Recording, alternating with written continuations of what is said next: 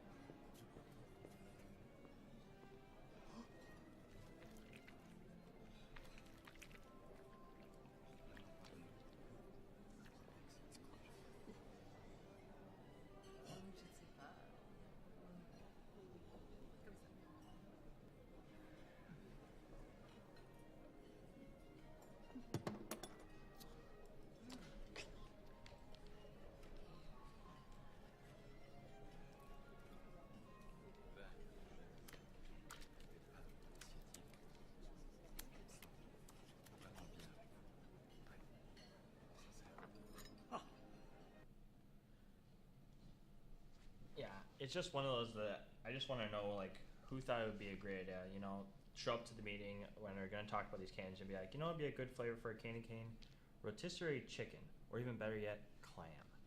Now, it's one of those that I'm just like, no way, I don't think I'd try this ever. It's one of those, like, maybe they could use them as like a gag gift for friends and family, but honestly, it's one of those things like, when was the last time you received a gift that was candy canes that were just bad candy canes? Like, I don't think it's one of those things I'd ever received or would ever want to receive, even as a gag gift. So if you know, if you wanted to try one of these, or maybe have an interest of what one you would like to try, maybe what would be your favorite if you've tried them before or are going to try them, you know, let us know in the comments. But yeah, until next time, Brody Frost signing off.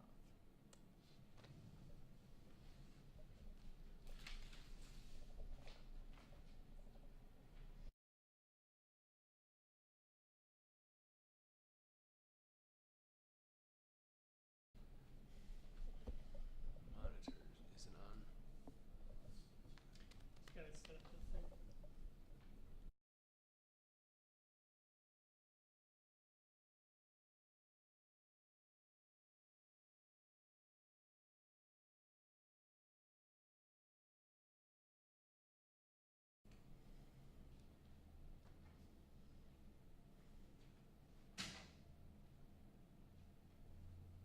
Welcome to my show, Upside Down and Unorganized. Have you ever gone upside down? It's a beautiful experience. Time slows down and it completely changes your perspective. Your feet go somewhere they never have been, and your shoulders get pretty strong too. Who cares if people look at you funny? I've had nothing but fun, but they are hard at first. But perfect practice makes perfect. Here, I'll show ya. So you put your hands on the ground and spread your fingers wide. Momentum is key. Kick your legs high, and if you fall back, it's no big deal. Reset and try again. It's the only way. Once you're there, relax. Close your eyes, hold your back and core strong. It's the only way. You'll have fun and you will see progress. Upside down and unorganized. Keep your fingers strong on the ground and with your eyes looking down. It's a wonderful thing to be upside down. You definitely will build more than just upper body strength. The cortisol in your body levels out too. Now that your heart is above your head, stress is now in your control and not the other way around. Life will fall into place once you do flip upside down. It's okay to be upside down and unorganized. Find inspiration through other people. When I'm in a pickle, I do too. So check this guy out. He's upside down too. So there's a video of a guy named Frank Madrano. He's an athlete that focuses on calisthenics, which is pretty much like body weight workouts. And he's super talented with his handstands and being able to control his body. It's pretty impressive to see. I started this experience about 4 months ago, and I was never able to do a handstand, but the more practice I had and the more I watched his technique and just the way he's able to control inspired me, and now I can do them pretty well. So handstands are awesome because you can do them anywhere. You can do them at the park, you can do them at home. That's where I do most of mine. You can do them at school in the hallway. It is just fun to do. You can do them anywhere, which is awesome. So it's very important that we also, take care of our body and keep it strong. It's the only one we have, so we have to make sure to make it last. More importantly, it's necessary to have fun with them as well. You don't want to be bored with the same routine. And I used to go to the gym often and would do like bench presses and squats and deadlifts, and that stuff just wasn't, I was pretty good at them, but I wasn't seeing any real ability to control my body under pressure. With handstands, it's completely different. It takes 100% focus to stay upright, so it's important to stay worry-free and in the moment, upside down and unorganized.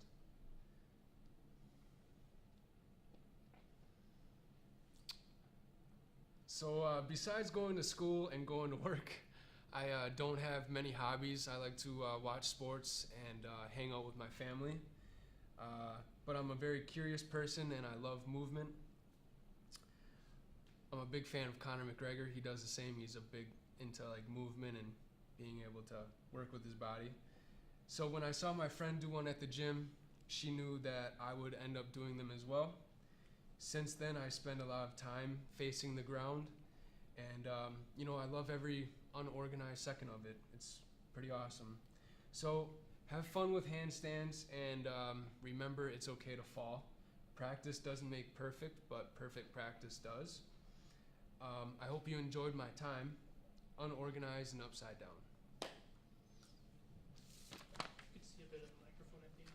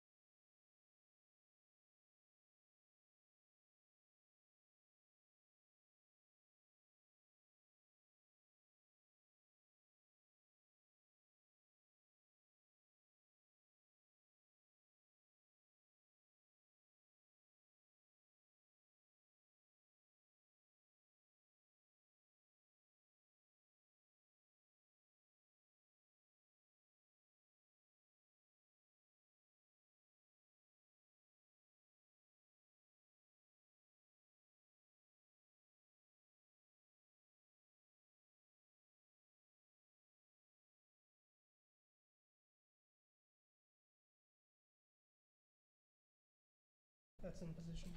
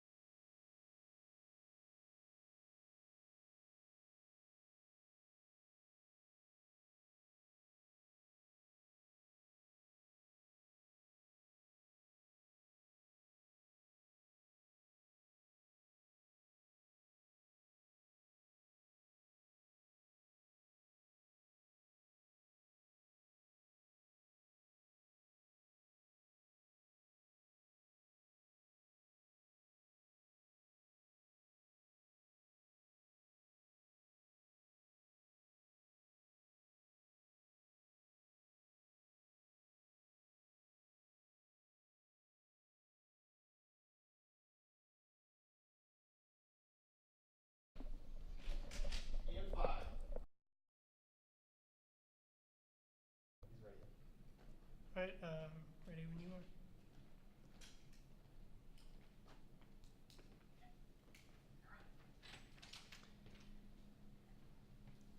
Hello, everyone. Welcome to the first installment of our new program, Dylan's Doodles. We're still working on a title, bear with us. So this whole program is centered around drawing, specifically in notebooks, and in all sorts of types of situations. Oftentimes you'll find yourself drawing in class, at a family gathering, somewhere where maybe you don't want to be, you'd rather be in your own little, world. And that's what we're here to do today. My notebook is so excited to just get started, can't even hold still. So before we talk about drawing, let's just talk about what is drawing. Why do we draw? Well, it's for a very simple reason. Our emotions are best conveyed through picture. You know how they always say a picture speaks 1,000 words, or however that's said? Well, that's what doodles, photographs, anything means. And on this show, we're just here to kind of express our feelings that way. And when we go to express our feelings, we try to look for inspiration. So we can find inspiration oftentimes through things we like. Movies, cartoons, video games. I chose a video game in particular, one of my favorite games called Roblox. And in Roblox, they have all sorts of little figures you can play as, and we're going to actually draw one of them. So let's get started with that now, shall we? The first part we'll draw is the head. And the head is very simple. It's just one little cube. The cool thing about the Roblox characters in general is that they're all made of cubes. Draw a little smiley face here to show that we were making a friendly little guy. And I'll also mention too that it's okay to not draw completely straight lines, even though if that's your intention. These are only little drawings in our notebooks. We're not selling them for millions of dollars at the gala or anything. Now I'm drawing his arm here, but I'm actually going to stop. And I'm going to get to the other side of his body right here and draw the other arm. Look at that. Now that I have those two there, I have almost his entire upper body. I'm going to finish the upper body by coming down a little bit longer and then creating a waistline right here. At that point then, we'll just draw the rest of his legs here. Now with these legs, unlike what I did with the arms where there's no space in between the body and the arms, you can draw a little bit of a space in between the legs if you want. And like I said before, the lines aren't necessarily going to be perfect or anything, but we do what we can. So that's him basically there. You can draw anything else if you want to. You can draw a little bow tie. Let's do a little bow tie right there. Roblox guys don't always draw bow ties or wear bow ties, but you can do anything you want there. Maybe put a little head or a little nose on the head. Give it some hair. Look at that. He looks almost exactly like a human, just, less features. Drawing is so, like I said, drawing is so relaxing, but at the same time really gets me, pumped up and happy to do more. So let's go for another one. Let's go for something a little harder. With this one, I think I'm going to draw an entire cityscape. Now, my inspiration is probably going to be New York City. So let's start with a building that's synonymous with New York, the Empire State Building. I'll draw one very tall building right here. Give it the base, or the little part on the top with a little pin. Look at that. We'll draw some windows on it, because no building doesn't have windows. They do, that's weird. Draw a little guy in the window too. Maybe you can wave at us. Give him a little smiley face. Hello. can even make him say hello if we wanted to.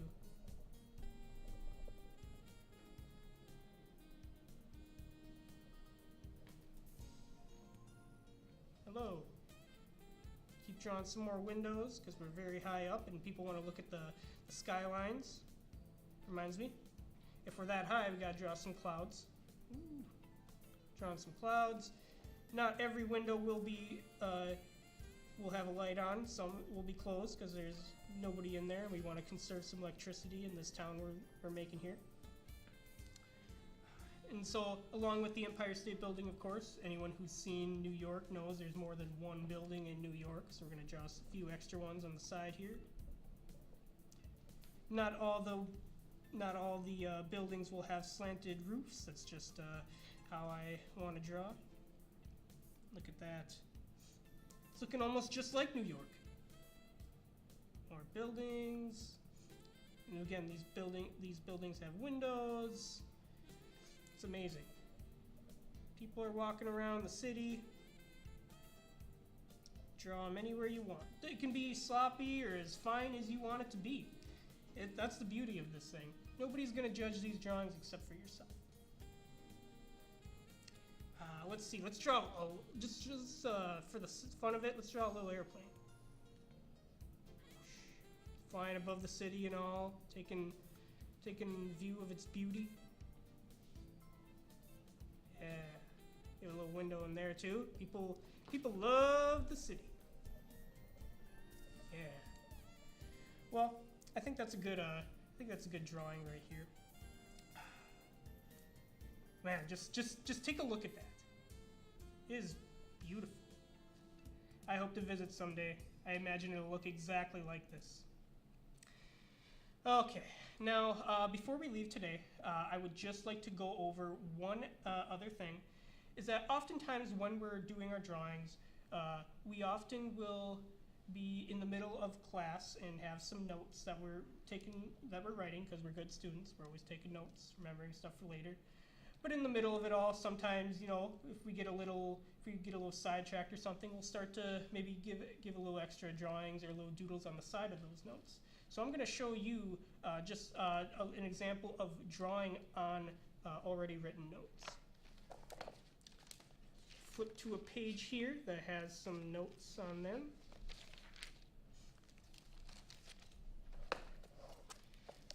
As you see here, I have some words already written down, but relatively you have about a good half of a page that's still free and open. So we're going to use this half of the page down here to finish writing the rest of our drawing. So let's say we want to draw an ocean. We'll draw the ocean, give it some waves. See some waves down here. And maybe perhaps in that ocean we'll have a sailboat. So we'll give it a sailboat. Make sure it has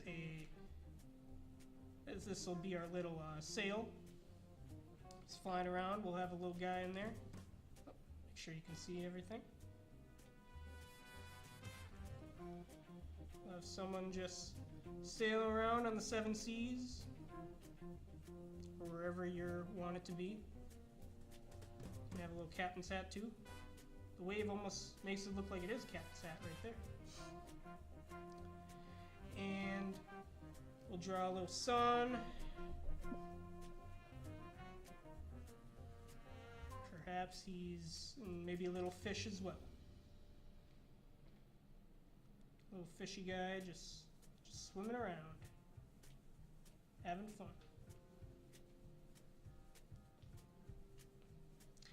One other thing I'll talk about too, which can be kind of interesting, is that we can actually draw our drawings interacting with our own notes. If we zoom into here, I have some notes written down that we can then have. Let's say we'll have a guy hanging off of the J here, in this little J. So we'll have a little guy. He's just chilling, hanging onto the J. Why? I don't know. He's your drawing. You can come up with any story that you want. We can have the word when here be abducted by an alien. Draw a little alien there. He's abducting words. So it's a very interesting way, and it's a very fun way to just kind of play with your notes and make them more entertaining to also read back too when you're also doing that good old learning exercises. So that'll be it for today. Next week, I'm hoping to talk about drawing on full pages of notes and just all the variations and different ways you can just make note-taking and drawing just a lot more fun together.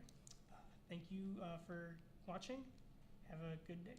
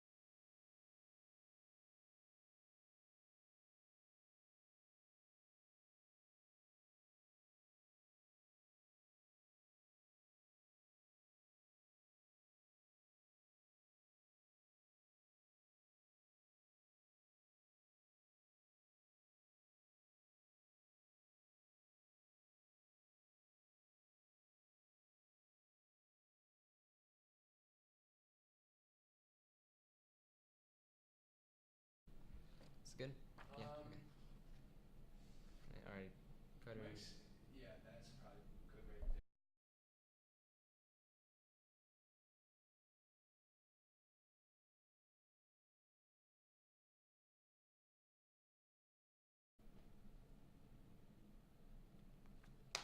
there. Good morning, everyone. My name is Luis, the host of Plug and Play, your not so regular dose of gaming and reviews and news.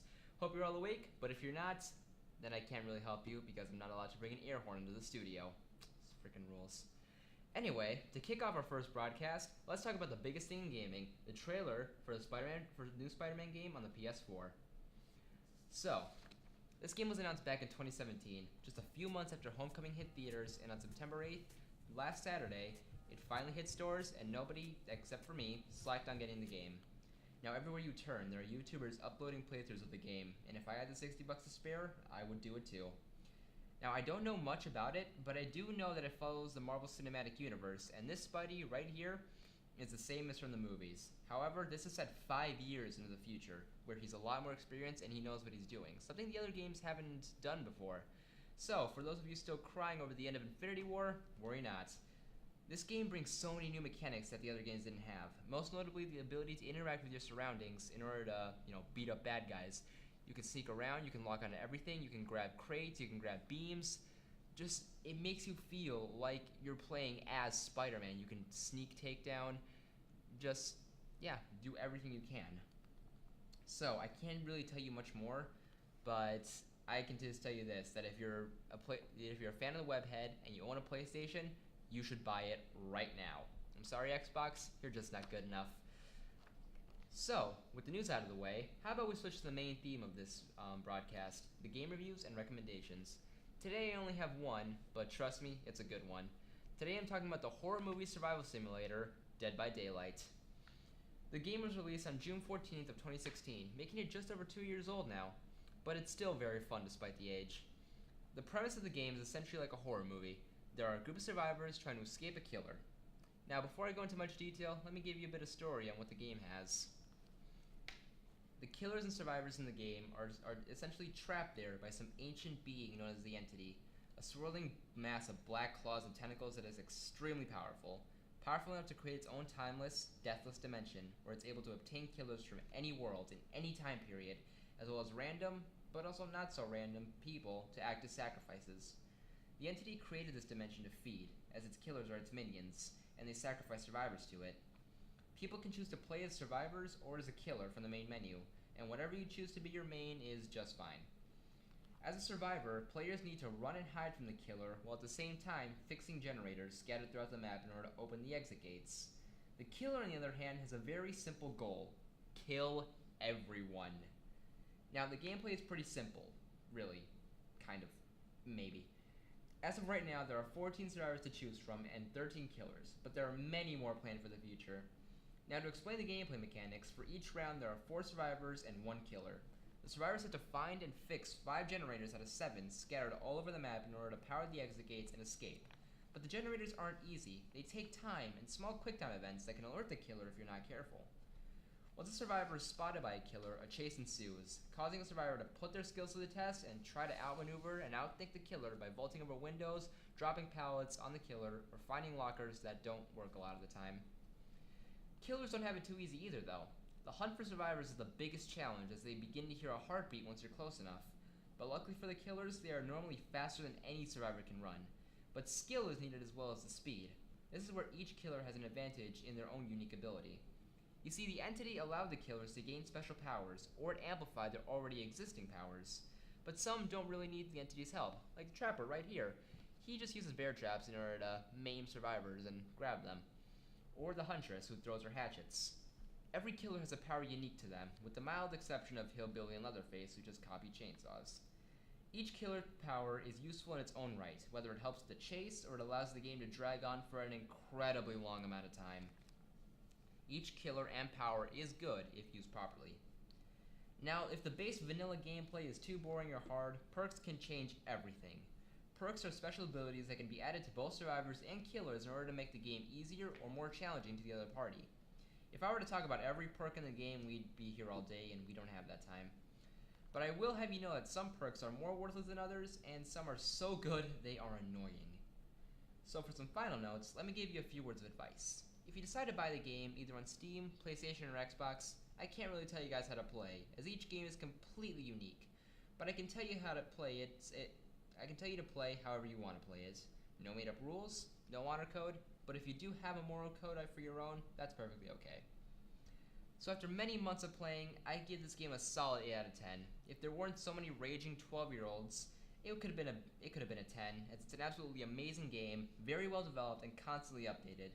I recommend this game to anybody who enjoys horror films or survival games and have always wanted to know what it's like to be on the other side of the movie. Well, that webs up Plug and Play for this round. Swing by next time for more news and reviews. Until then, I'll catch you later. And remember, don't hide in lockers or closets, or you'll be dead way before daylight. Bye, everyone!